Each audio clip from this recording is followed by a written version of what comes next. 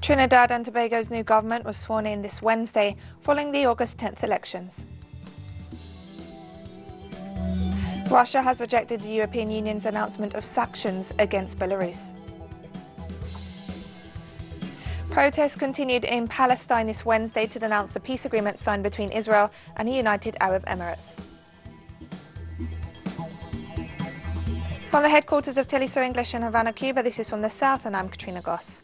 And we begin in Trinidad and Tobago, where Prime Minister Dr. Keith Rowley and his cabinet were sworn in this Wednesday following his victory in the August 10th elections. The swearing-in ceremony was attended by the President of Trinidad and Tobago, Paula May Weeks, together with the President of the Senate and other government figures. Prime Minister Rowley secured a second term in office after his People's National Movement secured 22 out of the 41 seats in Parliament. After insisting on a recount conducted by the Elections and Boundaries Commission, the opposition United National Congress accepted its defeat, thus clearing the way for the new government to take office.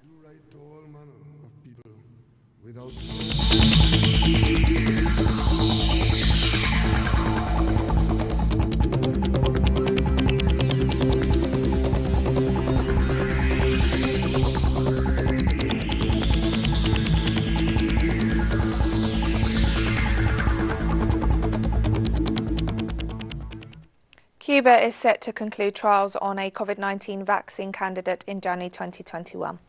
According to information on the website of the Cuban Public Registry of Clinical Trials, the results of the trial named Soberana 01 on the vaccine candidate developed by the Finlay Institute of Vaccines, which was registered on August 13th, will be made available in February 2021. Cuba has significant experience in vaccine research and a solid national immunization program. And Cuban health authorities reported 74 new COVID-19 cases confirmed in the past 24 hours this Tuesday. After tasting 4,990 samples, the government confirmed that many of the cases are contacts of previously identified patients. This brings the total number of tests carried out to more than 341,000, out of which 3,482 tested positive for the COVID-19 since the pandemic entered the island nation. And Cuban authorities also provided an update on the number of people who have recovered from COVID-19 in the country. We had less discharges than admissions yesterday. Only 69 discharges were granted. 2,863 patients have recovered, representing 82% of all those who have contracted the disease. Peru has reported the highest number of COVID-19 deaths per 1 million of its population in South America. According to Health Ministry figures, the death toll now stands at over 26,600. The mortality rate stands at 807 fatalities per 1 million inhabitants, while the number of confirmed cases per 1 million people stands at 16,630.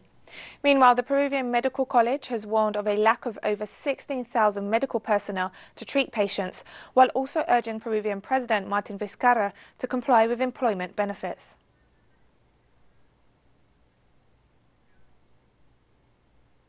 And over 6.7 million Peruvians lost their jobs between April and June this year due to the novel coronavirus-triggered economic crisis. According to the National Institute of Statistics and Information, this represents an employment contraction of 39.6% compared to the same period in 2019. Meanwhile, job offers for women fell by 45.3%. For the youngest workers, aged between 14 and 24, employment dropped by 43.7%, while for people without a university education, employment offers fell by 46.3%. On a national scale, the commerce and service sectors represented 88% of the total job losses, while the construction sector was the most affected, with a contraction of 67.9%.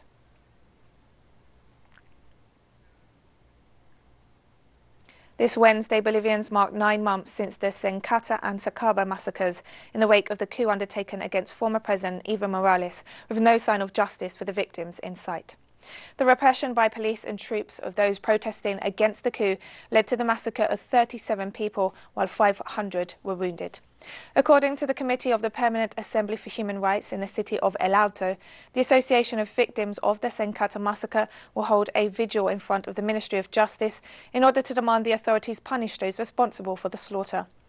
Meanwhile, the movement has also rejected the ongoing impunity and the persecution of members of the movement towards socialism by the de facto government.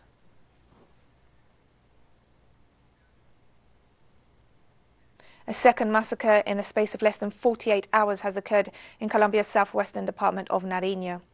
3 indigenous people from the Awa community were murdered. The mayor of the municipality of Ricaurte, Eder Burgos, explained that the offence occurred in the Pialambi reservation in Pueblo Viejo and could only be confirmed sometime later due to the remoteness of the area. According to witnesses, the massacre was committed by armed men while the victims were playing football. The mayor demanded a response from the national authorities to the escalation of violence in this region of the country.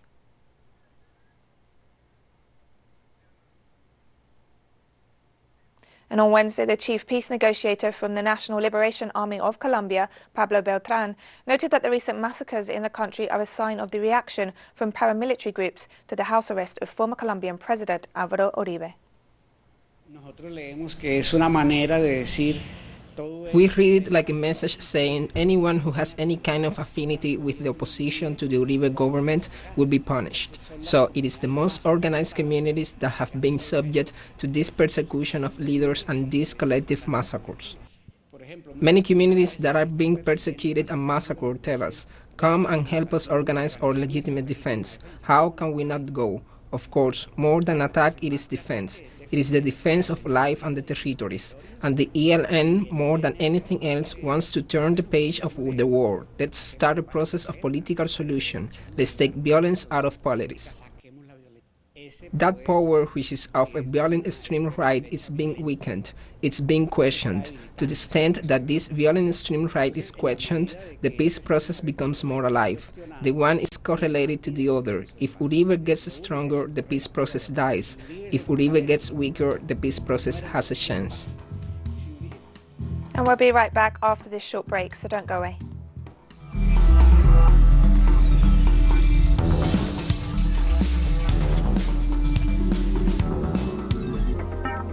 Has expressed its rejection of the European Union's position on refusing to recognise the results of the presidential elections recently held in Belarus and condemned the announced EU sanctions against the country. Russian President Vladimir Putin stressed that any foreign interference in the internal affairs of Belarus is inadmissible. He also recalled that based on current bilateral treaties, Russia can send troops in the event of foreign aggression if the legitimate Belarusian government requests any such support.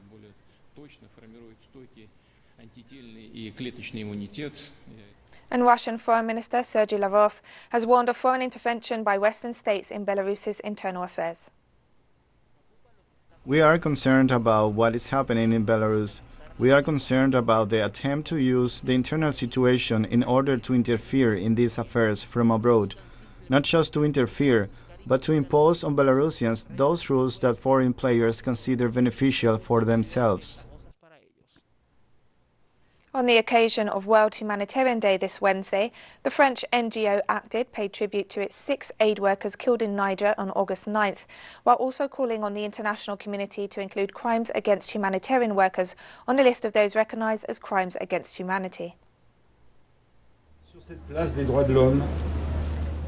On this Human Rights Square, next to the palace where the Universal Declaration of Human Rights was signed after the war, we believe that the international community must equip itself with effective means to ensure respect for humanitarian space and fight against crimes of humanity. We must move from words to deed. This is why we have asked France, Niger, the European Union, the United Nations and the Community of Nations to include crimes against humanitarians on the list of crimes recognized as crimes against humanity. In the face of evil, we shall never surrender, never. The death of my sister and her companions, beyond what it means for us, must open our eyes to the deep causes of what leads to tragedies like that of August 9th. The war is going badly. Exclusion, inequality, contempt and abandonment generate anger. They are the breeding ground for the violence that took my sister and 7 other innocent victims. All these causes have tragic repercussions throughout the world, and the whole world must respond. France has recorded more than 3,700 new coronavirus cases in the last 24 hours, representing an increase of 1,500 on the previous day. Bars and beaches were busy in a tourist resort of Nice on Wednesday, despite health authorities warning of a rise in coronavirus cases. The number of COVID-19 patients hospitalized and in intensive care units was slightly down, but authorities have warned that the transmission of the virus is spreading among all age groups, especially young adults. Meanwhile, face masks have been made mandatory across most cities in France. The COVID-19 death toll now stands at 30,500, the seventh highest in the world.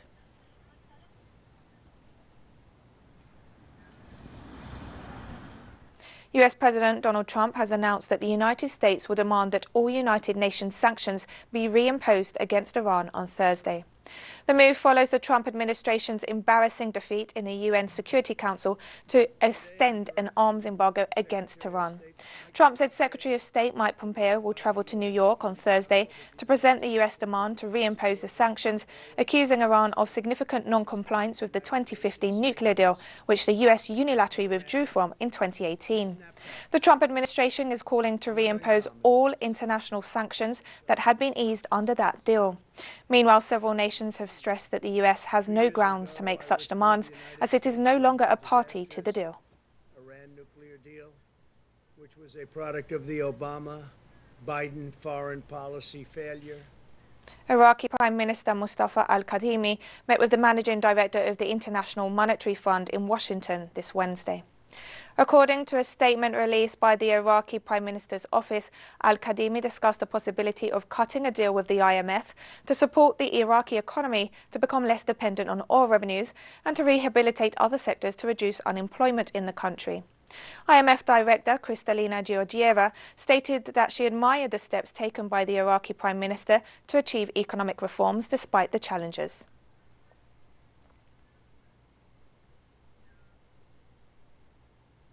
And Iraqi Prime Minister Mustafa al-Kadhimi is set to meet with the US President Donald Trump at the White House on Thursday. The meeting is seen as a move to calm tensions between the two countries, while the Iraqi people and parliamentarians continue to stress the need to end any US military presence on their soil. In statements to the Iraqi news agency, legal expert Ali al-Tamimi stressed that the Prime Minister will have partial authority to adopt agreements during the meeting, but that any conclusions reached between the two leaders must be approved by two-thirds of Iraqi lawmakers in the case of strategic pacts on borders, peace or military alliances in line with the Constitution.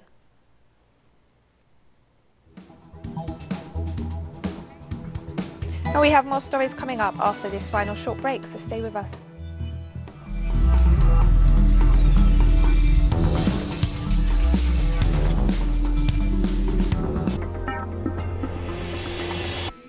Welcome back to From the South. Protests continued in Palestine this Wednesday to denounce the peace agreement signed between Israel and the United Arab Emirates on August 13th. This is a message to the international community. The time has come for them to raise the red card for the guns of the neighborhood Israel, for this occupation, whose aggression poses a threat to the regional stability and world peace, and we will remain here in this land and in this country.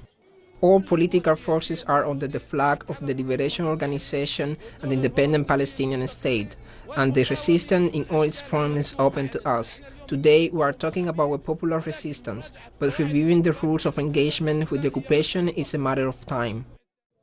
Our presence today with each other and our Palestinian unity, which we practically embodied today on the ground, is the most vocal message to the occupation and those who make our normalization, to the US and to everyone else. The Palestinian people today are united and we are in one trench. We defend our rights and we cling to our land, rights and our holy places. This Wednesday, the Economic Community of West African States suspended Mali's membership of the bloc following the mutiny that saw President Ibrahim Boubacar Keïta forced to resign. The organisation also closed the borders of its member states with Malian territory. In a statement, the bloc noted that all financial flows between its 15 members and Mali will also be suspended, adding that the country was suspended from its decision-making bodies. Meanwhile, the group of soldiers responsible for the mutiny and coup against President Ibrahim Boubacar Keïta have organised themselves in what they call the National Committee for the Salvation of the People. In a national speech, the military organisation promised elections within a reasonable timeframe.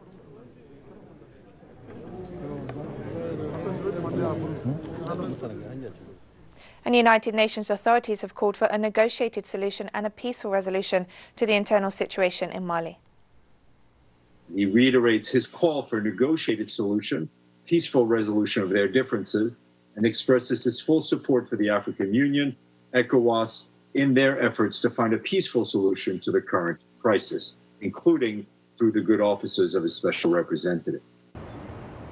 Our colleagues on the ground are emphasizing that the work of the UN peacekeeping mission must and will continue in support of the people of Mali and in close liaison with the Malians, including with the Malian security and defense forces in the north and center, where the situation is still very worrying. Likewise, German Chancellor Angela Merkel, speaking on behalf of the European Union, has condemned the military coup in Mali and called on the Economic Community of West African States to resume political negotiations in order to secure a peaceful solution. We condemn the military coup. We are working for stability and peaceful conditions in Mali. The focus must be on the fight against terrorism in the country, and we support the effort of the regional organization ECOWAS to find a political solution now.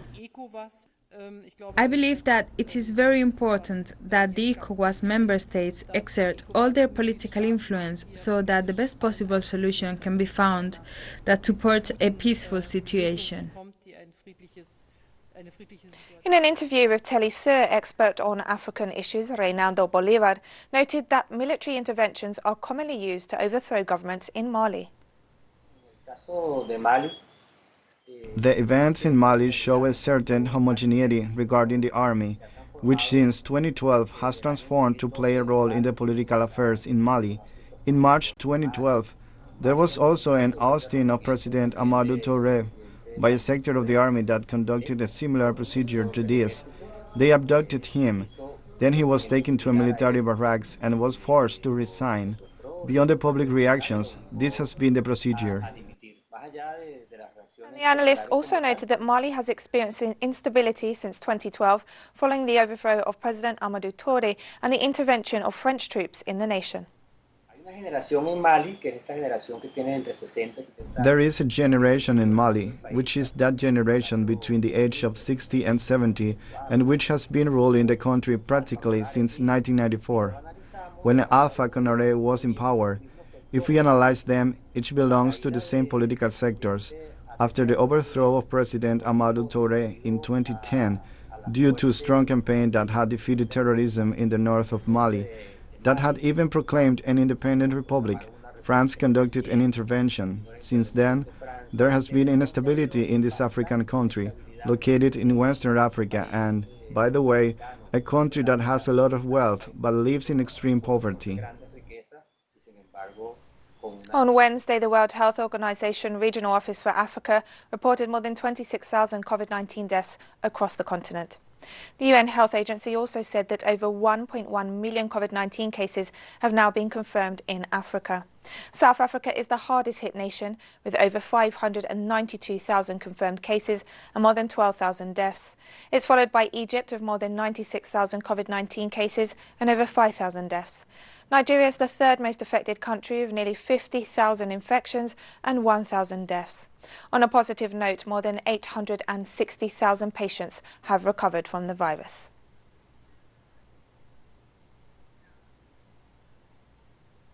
A student protest took place in Nigeria's capital Abuja this Wednesday to demand the reopening of universities and schools closed due to the novel coronavirus pandemic. We demand for the reopening of our school because the school's educational sector is the #1 sector of any progressive nation. We are told that there is a pandemic, and today we are not having any, they are not making any move. Because if you are, they should know that the only way you can find a cure is through research, and researches are done in institutions.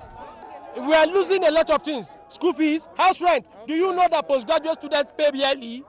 So the more year we stay, the more school fees they pay. It is pay as you go. Yes. So house rents are there piling. The federal government will then give us accommodation to pay.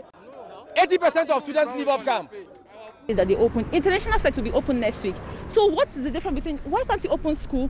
You cannot open school, but you can open international markets. You cannot open school, but you open our religious place of worship. You cannot open school, but you open a marketplace for people to go and buy things. Are they checking people that are entering the marketplace? Are they going with their face masks? Students can take care of themselves in school. And we've come to the end of this news brief, but we finish with a video produced by the United Nations to pay tribute to humanitarian workers around the world, as this Wednesday marks World Humanitarian Day. Remember, you can find these and many other stories on our website at telesurenglish.net and on our social media pages. For Telesur English, I'm Katrina Goss, and thank you for watching.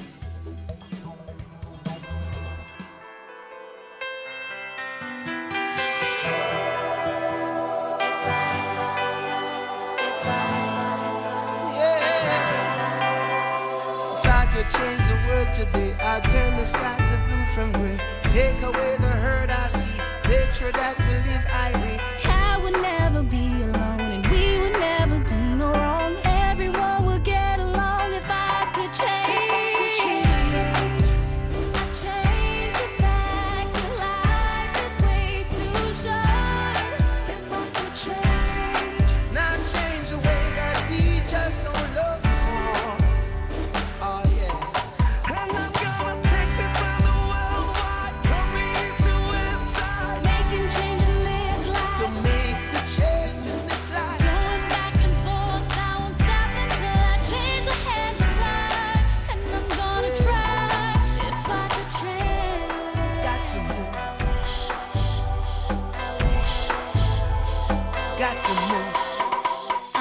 That I could change the way that children die of thirst each day.